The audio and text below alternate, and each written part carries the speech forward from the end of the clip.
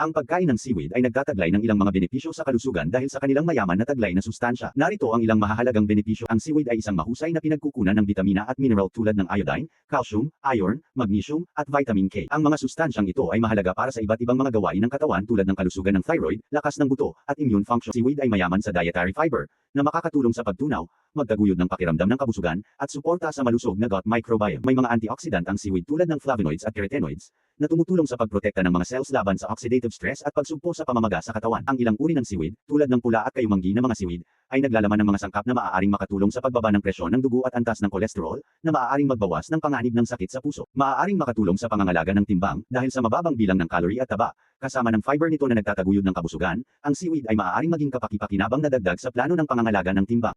Maaaring mayroong mga anti-cancer na katangian. May ilang pag-aaral na nagpapahiwatig na ang seaweed ay may mga sangkap na maaaring may anti-cancer na katangian, bagaman mas marami pang pananaliksik ang kinakailangan sa larangang ito.